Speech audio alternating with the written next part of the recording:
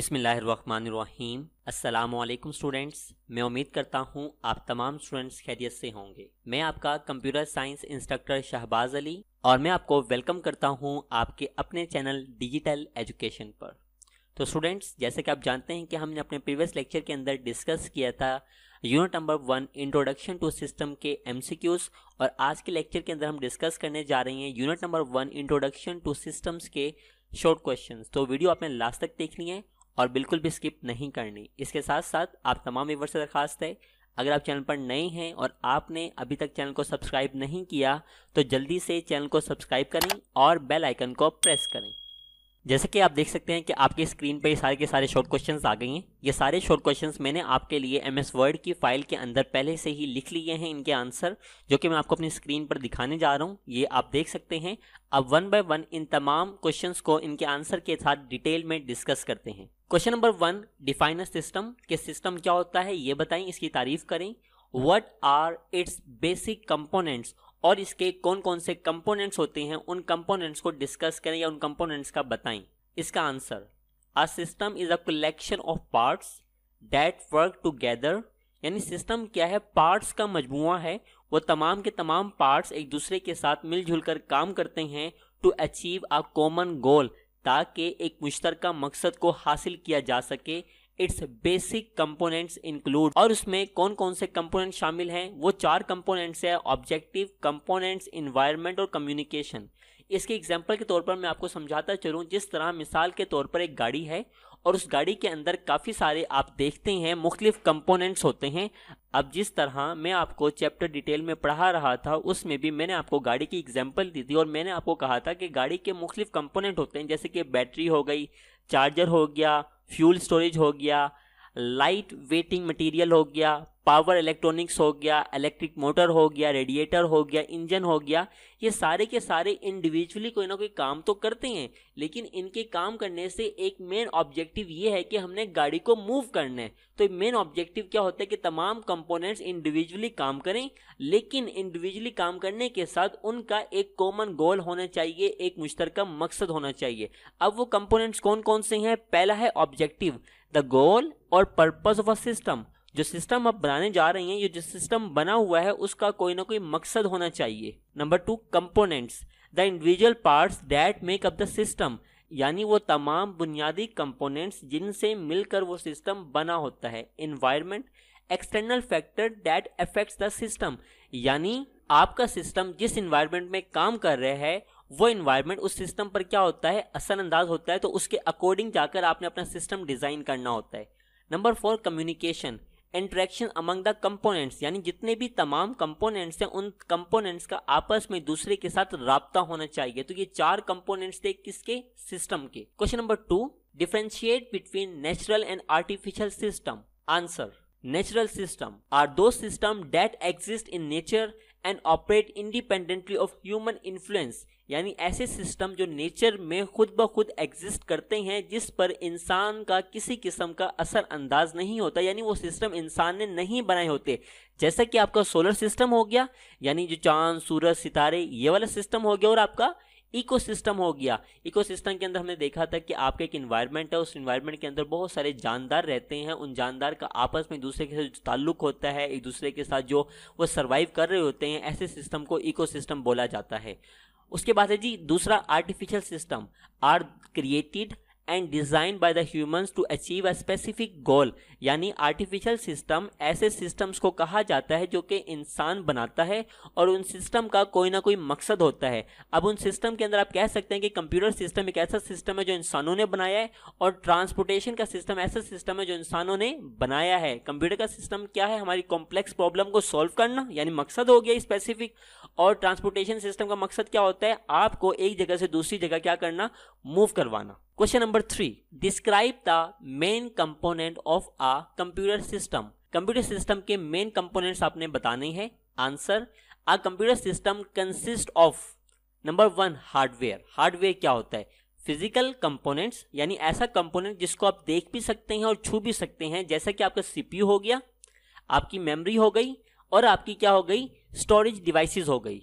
Number 2, softwares, programs and application that instruct the hardware on tasks, यानी आपके पास software क्या होता है, बेसिकली सॉफ्टवेयर हिदायत होती हैं, वो हिदायत हार्डवेयर को दी जाती हैं और आपका हार्डवेयर उस हिदायत के मुताबिक क्या करता है, काम करता है।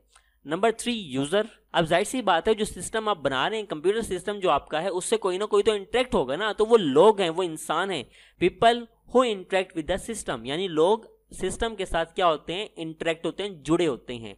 पेरिफेरल डिवाइसेस यानी एक्सटर्नल डिवाइसेस लाइक प्रिंटर और मॉनिटर, ये क्या होती हैं, आपके पास एक्सटर्नल डिवाइसेस होती हैं। ये 4 कंपोनेंट्स हैं जो आपके कंप्यूटर सिस्टम के होते हैं। Question number 4, list and describe the types of computing system. अब हम डिस्कस करने जा रहे हैं कंप्यूटिंग सिस्टम कौन कौन से होते हैं। Personal computing system, systems design for individual use, यानी एक ऐसा सिस्टम जो कि एक पर्सन यूज करता है, जैसा कि such as desktops and laptop. Laptop और डेस्कटॉप ऐसे सिस्टम है जो कि एक पर्सन यूज करता है। उसके बाद आते हैं जी नेटवर्क सिस्टम। ठीक है, हम पढ़ने जा रही हैं कंप्यूटिंग सिस्टम कौन कौन से होते हैं। पहला है network system, systems connected to the other system to share the resources like internet, यानी एक सिस्टम या एक कंप्यूटर का एक नेटवर्क जो है वो दूसरे नेटवर्क के साथ जुड़ा होता है। इस तरह एक बड़ा और कॉम्प्लिकेटेड नेटवर्क बन जाता है जिसका मकसद क्या होता है, रिसोर्सेज शेयर करना। उन रिसोर्सेज के अंदर आपका इंटरनेट भी हो सकता है, प्रिंटर भी हो सकता है, हार्ड डिस्क भी हो सकती है और स्कैनर भी हो सकता है। नंबर 2 एम्बेडेड सिस्टम, मतलब क्या होता है, computing system design to perform a specific task, ऐसे सिस्टम जो कि किसी खास मकसद को परफॉर्म करने के लिए बनाए जाते हैं। With an a larger system, ये सिस्टम बड़े भी होते हैं, जैसा कि अप्लायंसेस जिसमें आपके पास आपका क्या कहते हैं, एसी हो गया, आपका रेफ्रिजरेटर हो गया, इस तरह के जितने भी सिस्टम्स होते हैं ये साइज में बड़े होते हैं और इसके साथ क्या होता है, ये किसी खास मकसद को हल करने के लिए बनाए जाते हैं।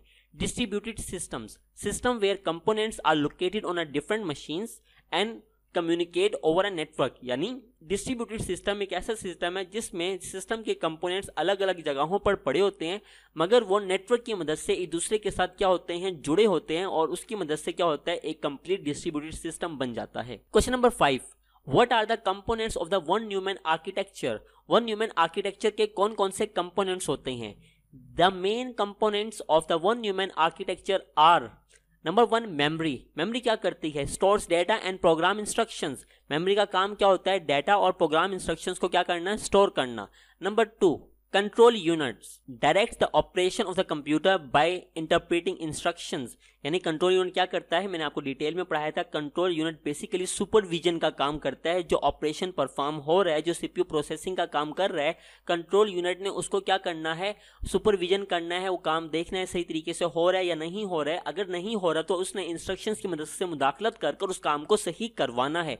जिस तरह किसी कंपनी के अंदर कोई मैनेजर होता है, उसका काम क्या होता है, जो उसके एम्प्लॉइज काम कर रहे हैं उनको अच्छे तरीके से देखना और चेक करना कि सारे के सारे एम्प्लॉय सही तरीके से काम कर रहे हैं या नहीं कर रहे हैं। अगर नहीं कर रहे तो मैनेजर का काम होता है कि उनसे वो काम सही तरीके से परफॉर्म करवाना। नंबर 3 अर्थमेटिक लॉजिक यूनिट, इसको ALU बोला जाता है, performs arithmetic and logical operations, यानी मैथ्स के जितने प्लस माइनस डिवीजन सब्ट्रैक्शन और लॉजिकल, यानी आपके पास रिलेशनल ऑपरेटर से रिलेटेड यानी कंडीशन से रिलेटेड जो काम होता है वो लॉजिकल कहलाता है और अर्थमेटिक से रिलेटेड यानी मैथमेटिक्स से रिलेटेड जो काम होता है वो अर्थमेटिक में फॉल करता है। Number 4 input output devices allow the data to input and output from the system, यानी जो भी सिस्टम है हमें क्या करना पड़ता है, सिस्टम को पहले डाटा इंटर करना पड़ता है, उस पर प्रोसेसिंग होती है और प्रोसेसिंग के नतीजे में हमें क्या मिलता है, आउटपुट डिवाइसेस की मदद से हमें आउटपुट मुहैया हो जाता है हमें अपनी स्क्रीन पर, जिस तरह LCD हो गई या प्रिंटर हो गया। Number 6 what is the von Neumann computer architecture. ठीक है, वन न्यूमैन कंप्यूटर आर्किटेक्चर क्या होता है,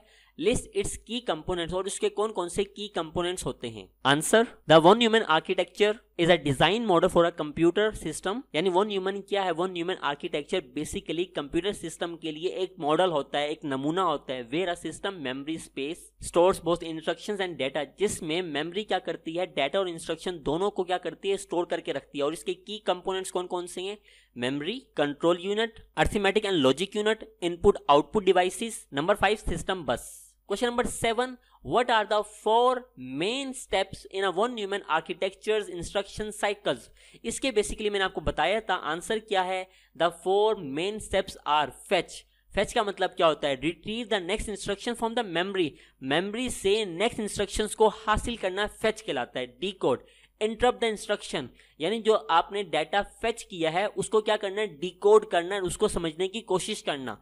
execute, perform the operation indicated by the instruction, जो इंस्ट्रक्शन मिली है उसके अकॉर्डिंग ऑपरेशंस को क्या करना, परफॉर्म करना। और उसके बाद store, write the result back to the memory, यानी एग्जीक्यूशन करने के बाद जो रिजल्ट आया वो वापस से मेमोरी के अंदर जाके क्या कर देना है, स्टोर कर देना है। Question number 7, what is the von Neumann bottleneck. Von Neumann bottleneck क्या होता है, यानी उसकी क्या लिमिटेशन है, क्या उसके डिसएडवांटेजेस हैं इसके। The von Neumann bottleneck refer to a limitation, क्या है इसकी लिमिटेशंस होती हैं, सीपीयू को क्या करते हैं, लिमिट कर देता है। Where the CPU and the memory share a single data bus, CPU हो गया और हमारा मेमोरी जो हो गई वो सिंगल डाटा बस का इस्तेमाल करते हैं। डाटा बस का मैंने आपको बताया था ऐसा पाथ जिसमें डाटा ट्रेवल किया जाता है कंप्यूटर के मुख्तलिफ कंपोनेंट्स को। अब चूंकि दोनों के दोनों आपके पास सेम एड्रेस को यूज कर रहे हैं, डाटा बस वाले एड्रेस को, तो ये काम क्या होता है, आपके पास सीपीयू के लिए प्रोसेसिंग में डिले का बाइस बनता है, creating a delay in data transfer between the two which slow down the processing speed. इसकी वजह से जो कंप्यूटर की प्रोसेसिंग स्पीड है वो क्या हो जाती है, काफी हद तक मुतासिर हो जाती है। ये इसका एक डिसएडवांटेज है। What is the key advantage of the von Neumann architecture. A key advantage is it's simplicity, यानी इसका की एडवांटेजेस क्या है, ये बहुत ही ज्यादा सिंपल और सादा सा मॉडल होता है। As it uses a single memory space, क्योंकि ये सिंगल मेमोरी स्पेस को इस्तेमाल करता है for both program instructions and data, क्योंकि ये प्रोग्राम इंस्ट्रक्शंस को और डाटा के लिए एक सिंगल मेमोरी का इस्तेमाल करता है। पहले ऐसा नहीं हुआ करता था, प्रोग्राम इंस्ट्रक्शंस और डाटा दो अलग अलग जगहों पर पड़े होते थे, तो डाटा को हासिल करना बहुत ही ज्यादा मुश्किल काम हो जाता था, making the design straight forward. मगर क्योंकि इंस्ट्रक्शन और डाटा एक ही जगह पर पड़े हुए हैं तो इसकी वजह से ये सिस्टम क्या हो जाता है, स्ट्रेट फॉरवर्ड हो जाता है। लास्ट क्वेश्चन हमारा है question number 10, what are the 3 main requirement of a computing system to function. Computing system के 3 मेन रिक्वायरमेंट्स बताएं जिसकी वजह से, जिसके बगैर कंप्यूटिंग सिस्टम के 3 बुनियादी जो हैं फंडामेंटल कंप्यूटिंग सिस्टम की जो रिक्वायरमेंट्स हैं फंक्शनिंग करने के लिए वो आपने बतानी है। तो वो 3 होती हैं। There are 3 main requirements are, number 1 hardware to perform a physical task, ठीक है, मतलब फिजिकली टास्क को परफॉर्म करना। Software to provide the instruction for the hardware, यानी सॉफ्टवेयर क्या करता है, उस हार्डवेयर को इंस्ट्रक्शंस प्रोवाइड करता है। Number 3 users to interact with and utilize the system, यानी वो यूजर जो इस हार्डवेयर और सॉफ्टवेयर को क्या कर रहा है, इस्तेमाल कर रहा है। ये 3 क्या हैं, फंक्शन है कंप्यूटिंग सिस्टम के। तो स्टूडेंट्स ये था हमारा आज का लेक्चर जिसके अंदर मैंने आप लोगों के साथ डिटेल में डिस्कस किए चैप्टर नंबर 1 के शॉर्ट क्वेश्चंस। मैं उम्मीद करता हूं कि मेरा आज का लेक्चर आपको पसंद आया होगा। अगर आपको लेक्चर पसंद आया और इससे आपकी हेल्प हुई है तो वीडियो को लाइक करें, अपने तमाम फ्रेंड्स के साथ इसको शेयर करें। मुझे अपनी दुआओं में याद रखिएगा। मेरी अगली वीडियो तक के लिए अल्लाह हाफिज, टेक केयर।